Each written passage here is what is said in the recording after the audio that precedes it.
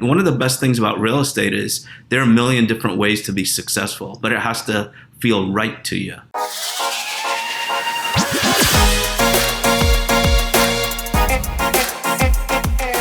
Hello and welcome to episode 53 of the Smart Agents Podcast. My name is Michael Walter and I'll be your host. In today's episode, we're joined by Miami-based Amit Bhuta. After a long career with varying degrees of success in the industry, Amit decided to completely shift gears and go all in on video production to grow his business. Now, rather than simply creating high-end listing videos, the content his all-in Miami team is creating is bringing in business from all over the world. Now, before we get on to the day's featured interview, make sure to subscribe to the Smart Agents Podcast. You can find the show on all major podcasting platforms such as Apple Podcasts, Google Podcasts, Spotify, and the list goes on. Also, as you can see if you're watching this on YouTube, make sure to subscribe to the Smart Agents YouTube channel. Click the bell to get notifications when each new episode is uploaded. And lastly, if you or somebody else on your team has an awesome story or tip to share with our community, send us a message at feedback@smartagents.com. We're always on the lookout for new stories to share. All right, let's get on to the day's featured interview with Amit Bhuta. If you'd like to check out the content his team is producing, I've added the links to the episode description below. Starting out, tell me a little bit about yourself, how you got into real estate and where you're at in the country. You know, it's funny. I'm in Miami, and I think I'm like most agents. I didn't think about getting into real estate. It was like, okay, what could I do? And I did finance in college. I wanted to be a stockbroker. Stockbrokers, I don't know if, now I guess they're wealth managers or whatever, but people just do it online themselves. So I got out of college, and a friend of mine told me some job, didn't even know what the job was, went for the interview. It was the car business. I was in the car business 11 years. I was sales manager, finance manager, and a car salesman for just a few years. The rest was in management. Then I got burnt out, and then I'm like, man, what can I do? I'm selling like the second biggest ticket item that most people are buying with a car. And I'm like, maybe I'll get into homes, and I just happened to do that. Right. So when did you break into real estate? In 2004, in January of 2004. So this is my 17th year. Awesome. What was that like going from the car business into real estate? Was there, any hiccups, or did it just kind of go right along? No, like massive hiccups. And it's my fault for being stupid and thinking I'm so smart when, one of the biggest difference in the car business and real estate is in the car business, you get really good at like persuading people to do things, closing, I guess. But you have people coming to the dealership. You don't have to prospect for clients. So I was good at that. And I thank God I'm still decent at that. But I didn't know how to prospect. I would prospect in the car business, but I wouldn't do it like that much. And then I thought I knew everything. And then after I realized I didn't, I started trying everyone else's secret sauces. Because in real estate, as we know, we get sold. Someone calls us every day to sell us something. Right. So it took a while. Right. So yeah, and I like that, what you said about the car dealership. Yeah, absolutely. Your sales are walking in the door to you every single day. But that's not the case in real estate. So what was it that kind of helped you begin prospecting and kind of get your name out there? I did everything that like other people are told to do. I always get like a little bit, not upset, but it's always a little confusing to me so someone is buying their house, right? So a typical person is buying their house. They've probably not gone out during the weekends, probably skipped on trips, worked overtime to save all this money to potentially purchase a house. It's their biggest investment in life. And when we get into real estate and it's the most important decision in their life, usually besides maybe getting married or something like that. But as real estate agents, we're brand new, and we're told by our brokers, managers, or friends in real estate, call up all your friends and family and basically guilt them into doing their biggest transaction with someone who knows nothing, And so I did that a little bit. I did expired calls. I did a bunch of stuff that I hated to do. I got good at it, but I didn't like to do it. So like in probably 2015, 2016, I started consuming a lot of content on the internet, on TV and stuff like that. And there was some stuff that resonated with me, like to make it consumer focused, not not being the hero, making the consumer the hero, and doing all that. So I started in 2004, and it took me 11 years to figure that out. Right, right. But I mean, along the way, like you said, there's always these little things that kind of come up, and all of those lessons that you learned over the way, have helped get you to where you're at. So it's, certainly worthwhile. Totally. So when it came to the content that you were consuming, and what was it that clicked in these things that kind of steered you into the direction you're at now? So on YouTube, there was something called The Water Cooler. It's with a guy named Chris Smith and Jimmy Mackin.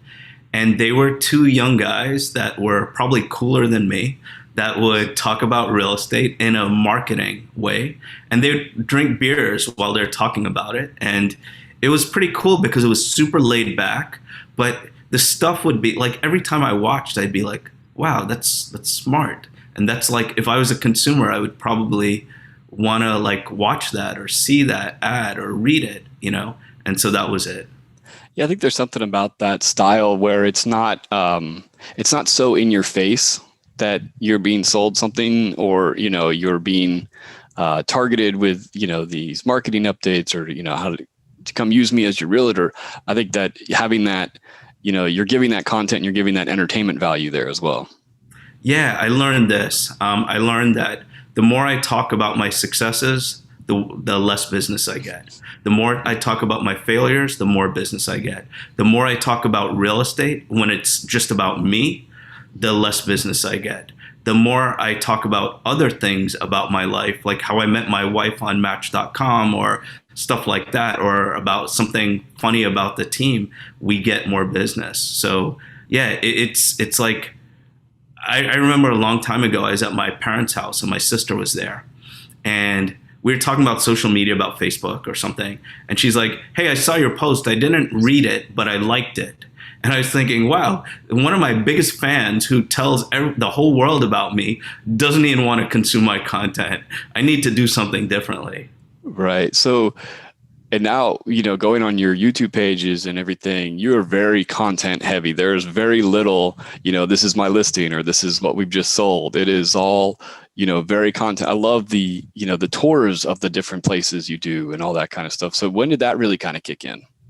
Thanks. So I thought about it for a bit, and I was thinking, like, I think I'm like most people, where when we see ourselves on video, we don't like to see it, because I'm 52 and I want it to look like I was 25, but I'm double that or more. And so it took me a little time. So I first thought, like, let me do these neighborhood videos so I don't really need to be on. And then after that, after I started to get this videographer, and it was like neighborhood, meaning showing like the area and like different places and stuff, just like if you're an out-of-towner. And then after that, we started doing this show called Must See Miami. So it's mustseemiami.tv. And with that, we started interviewing people. And then, like, for me to get out of my shell, like me, and later as my business grew, the team, we were on it for like 10 or 15 seconds at the end. In the beginning, when I did it, I was in the beginning, and then I realized, wow, if I'm talking, no one wants to see it because they don't know me. If we get into the content, it's probably better. So that was when we started doing it. And then later after that, we created this allinmiami.tv show where people got to know us and see us. Right. So tell me a little bit about your team. How did that, come together in, the team that you've built over the years? Yeah. So like, I never thought about having a team. And honestly, I didn't, because I didn't have business. I wasn't doing well.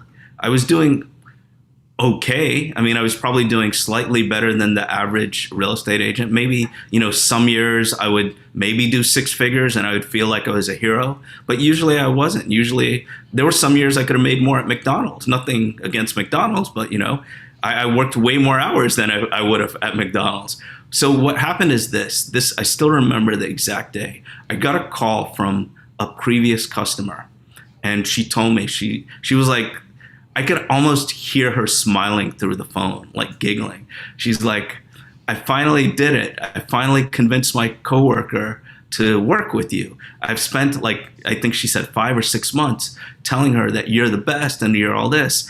And then I was excited about that. But then when she told me about the referral, it was a very, very inexpensive property in a place that was like an hour plus away from me. And I was like, I started getting upset. And at the end of the call, I was like, how dare I get upset? This person is, they're doing whatever they can to get me business, and I'm upset. I need to do something differently. And so then that was happening towards when I started doing content. And then I started getting more and more business. And I'm like, that'll never happen where I get someone that's so kind enough to send us business. Yesterday I got a call from an agent in Boston that I don't know. She knows me because of the content. And she told me, she's like, hey, I have a friend. She just made, she's a cheerleader on the Miami Heat. She just made it. Her budget is very, very low. Or would you do it? And of course we'll do it. We don't want to turn anyone down, and we want to be grateful every single time. Right. And so with the bringing on the videographers, that's somebody that you guys have, in-house that works, with you full time now, or is that outsourced? The videographer and stuff? Yeah. Like all that, the kind of production stuff that you do how did that come about? Yeah. So it's sort of interesting. So we do both, first of all, to answer your question. Yeah. And so it was a few years ago, and I was like, in December, January, we, as New Year's resolutions and stuff. Now, like what I try and do every year is do one thing better. I don't want to try and do a million things. If I can do one thing, like one year it was trying to grow my Instagram. This year it's YouTube and just other things like that. One year Facebook and just whatever, all these different things. So one year I was like, I'm pretty competitive. I'm a nice guy, but I'm pretty competitive. And a lot of times people would talk about like good things I do in marketing, and I'd get a lot of calls for that, but no one would tell us. When they talk about video, I was never mentioned. And I started to be like, man, I need to get there. So one year I'm like, I'm going to put aside a good amount of money. It was like 30 or 40 grand. And I'm like, I'm going to first find out who the videographers are. And I'm going to, like, by asking other agents, just asking other groups, and not like a videographer, like a drone videographer, but like a storyteller. And then I'm going to find the one that I like. And then I'm going to say I have like 30, 40 grand and I want to create this show, and you guys are going to follow us and you're going to create content. You'll do the editing. What can I get for my money for the whole year? And that's how it started. Awesome. Well, that's great. So my background is actually in videography and as a video journalist. So that's like, I love that is the direction that you've gone in this, because I think it is so powerful. Yeah, that's awesome. I wish I had your brains for that, because that would help me a whole lot. So when it comes to, you're creating this content, what was the reaction like when you first started rolling it out? The thing is this, like, the more content you do, and I'm telling this to the people that are listening or watching this, you're always going to have haters, because all of a sudden you're that person who's taking that chance to be out there.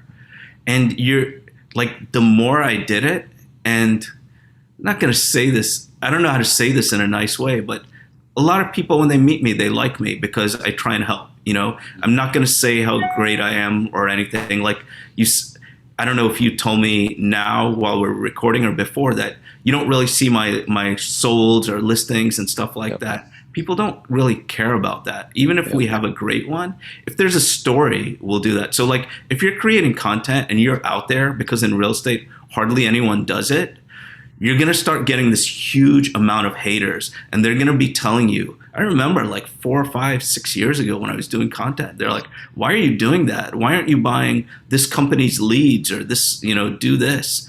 And one of the best things about real estate is there are a million different ways to be successful, but it has to feel right to you, And when you start doing it, it's good, because you're not going to be good in the beginning. You're probably going to suck at it, just like I did. And it doesn't matter, because even if you suck, the people that love you, like you, and are your friends, they're so happy that they're seeing you, and they're going to tell you that you're killing it. And it's so weird. Once you're on video, they think you're busier than you are, you know? And then eventually it catches up, but they'll be like, "Oh, are you too busy or something?" I'm like, "No," you know. Yeah. Well, I like talking about the haters. It sounded like that was a lot of other real estate professionals, but it doesn't matter. Like, that's not your target audience in that. Like, people that are buying homes, they don't know if you're buying their leads from a certain, service or anything out there. So, like, don't worry about them at all. Yeah, totally. 95% of our business is from people that know us and we don't know them. Yeah. Yeah. And the way that you are presenting yourself, they're getting to know you very well through your content. I think in this day and age where, every real estate agent, you have been searched and Googled and looked up dozens of times before you've ever met this person. And with what you're putting out there, they know everything about, they know, what you're into, what you're going to do for them. And I think that's a great tool that you have. Thanks. I actually did a video the other day, and it was the nine worst things about moving to Miami. I want to keep it real with them. If you're gonna move here, I don't want to like make it like sugarcoat it, like basically like photoshopping a house, and when they get there, it like sucks. I want it to be real. Yeah. So by doing that kind of video and having this content out there, are you getting a lot of people? Do you get a big client base from people that are moving from out of town that don't know anything about the Miami area? Totally. I mean, so like just to give you an idea of perspective, as far as like our team. So there's 4 agents on the team, including me, but it was most of the time it was just me, Will, and Jade. So it was just us 3. We did 73 deals last year, and our average price point is like about 1.2 million. We sell cheaper stuff. We'll do a $1,500 a month rental, but that's what it is. But with that said, most of that is from everywhere, from outside the country, outside the state, outside the city. Like yesterday, I got a call from, and someone texted me, and it said, "My name is Kareem." No, they emailed me, and they're like, "I'm in Toronto. I saw your Airbnb blog, and I want to buy something." I was like, "Oh, that's cool." And then like because of this too, a lot of agents are worried about like sharing with other agents, like their secrets. And like if they do a Facebook ad or Instagram or YouTube or whatever it is, TikTok, they'll block out the agents. I want the other agents to see me because we're not bragging. And in the last 3 years, we've got 69 agent referrals, so it helps both ways. Yeah, absolutely. I always think that's crazy when people try to shun that business or you're cutting off a huge pipeline of potential business if you shut out every other real estate agent out there. Yeah, it's funny because say, Michael, you were on a cruise, right? And say you're in New York, and I meet you on the cruise in Europe, and you're a real estate agent. All of a sudden, we're best friends on that cruise, right? But if I see you on the road, it's like we're like enemies. It's so ridiculous, Right. It should be like we're on the cruise all the time. What tips do you have out there for, brainstorming the content and kind of creating this content machine that you have created? Yeah, so great question. I think don't ask another agent what to do. Ask your friends, ask your prior clients, coworkers, just that aren't real estate agents. Tell them that, hey, I'm going to start creating this type of content, whether it's a blog, whether it's a podcast, video, whatever it is, and say, what would you be interested in knowing about? And it doesn't have to be real estate, just stuff. And they'll tell you. Or that's one of the ways you could do it. Or what are you passionate about? Because if you talk, so like with me, there are a few things that I'm passionate about. I'm huge into mental health. I've had, some issues in life. So mental health. I love sports cards, and I love sharing stories about people in real estate, like about my clients and stuff like that. So those are like a few of my buckets. You have to have your buckets that you like, because imagine this. Imagine if, Michael, what do you like to do? what is something you're passionate about? Yeah, it's funny you mentioned the sports cards. My son and I are huge into baseball cards and things like Oh, that, cool. and sports in general. So that's, pretty much what we do outside of, when he's in school or I'm at work. Cool. So because I like it just like you, there's something called Clubhouse, a social media platform. I started a sports card investor group on there, and we have like, I don't know, like 5 or 6 thousand people on it, you know? And so I say this not to brag, but I say it when you create content with people that like the things that you like, all of a sudden the people that are working with you, that you have common ground and it's fun. You know, it's always awkward when you're a real estate agent and you don't know what to talk about, you know, or how to lead the conversation. But if everyone that's seeing your content, it's content that you like, and you're directing those people, it makes it a whole lot easier. And with that also, if you're posting things that are about the baseball card industry or whatever, and you target that audience, but if they go and click on your profile and see, oh, hey, he's in real estate as well, you've just, you've inadvertently gotten this whole other group of people that can now see you as an agent that maybe weren't ever looking, in the first place. Totally. And I mean, you do have to do some real estate. You have to social proof. You have to have some social proof. So I do like 10% real estate, and I do 90% the other stuff. And like when I do real estate, so like I'll give you an example. One of my friends, his name is Chris Kwan. He's in California. He's a lot smarter than me, way better at video, just a bunch of other things. So he did this video the other day. A lot of agents do market reports. Market reports, you can really isolate a client, a potential client, if you really get into the weeds and just really like, these are days on market, this is original list price, to, just, you can really get in there. And he started the video off like that, and then he's like, well, what does this mean? So I used his idea, and basically he said, so if you're looking for a $500,000 home with this, this, and this, there are 4 homes for sale compared to whatever it is. So you do like the real estate content in a different way. If you're doing it just sold, you don't have to do it just sold. Like I killed it, So I had this deal that the other agent was a good agent, had a property for 6 months, didn't sell. We sold it in like less than 10 days. And typically an agent would tell the world how great they are by doing that. But what we wanted to do is we wanted to share the story. These people happened to live in the house for 47 years. It was like a 6,000 square foot house, and it was totally outdated. And we wanted to create the story about their move. And by doing that, you can talk. I'm sharing that I sold a property. It was an expired property. We sold it really quickly. But the people are talking about, I was in my car. My videographer was in their house. There was no pressure to say anything good about me. So by doing content like that, where you touch on real estate, where they know that you're a pro, but I say this all the time. I tell our team that we want to be looked at the people that people would want to hang out with Friday and Saturday, maybe go to a restaurant, a club, a bar, and then on Sunday, maybe look for their $15 million home and feel like they're with friends doing it. Could be a lower price, but whatever. And you bring that up, talk about the people you want to hang out with. And some of your content, you have, your take on the hot ones. And if anybody knows what that is, it's these guys eating, hot chicken wings, and it's an interview kind of show. And I love it. I think it's a great concept for a show. And what you guys did was great, because it is that you're just kind of hanging out, talking to each other. Thanks. Yeah, that was really fun. And what made it fun is like Jade on our team, she's like ultra competitive. She runs 12 miles a day. She's 25. She'll probably make, I don't know. I mean, I always say from pride, she'll probably make 400,000 this year, second year in real estate, because she's doing content.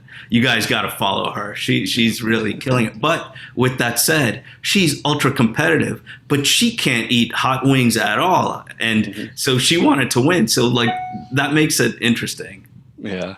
And then, so now we've talked about the creating the content.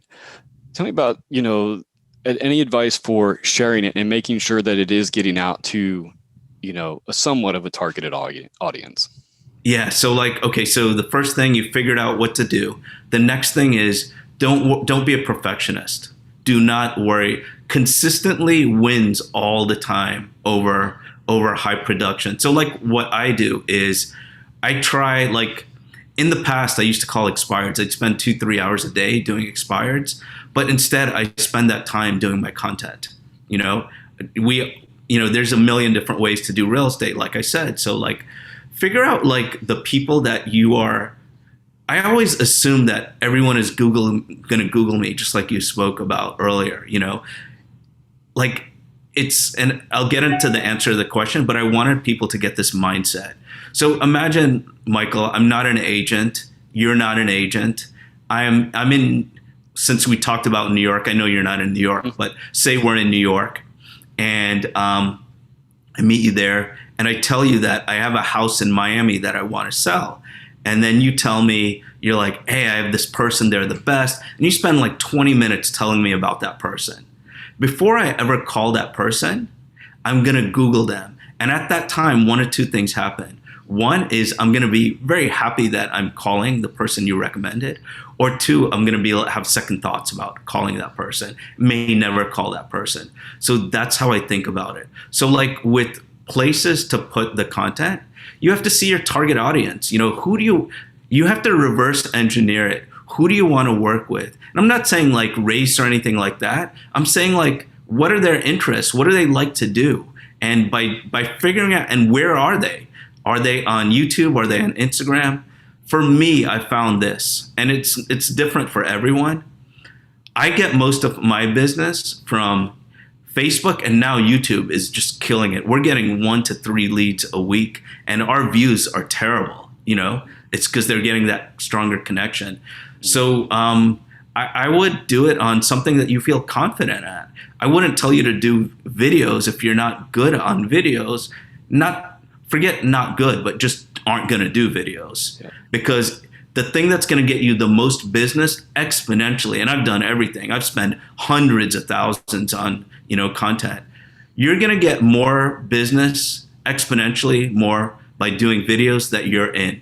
The video could be you on your iPhone instead of you doing a high production video when you're not in it. Yeah. Well, before wrapping up, I just think, hearing about your kind of journey through real estate and everything, it just seems like you really, really love what you're doing now. And by doing this content that you enjoy, it's helped kind of spring that forward. Yeah, I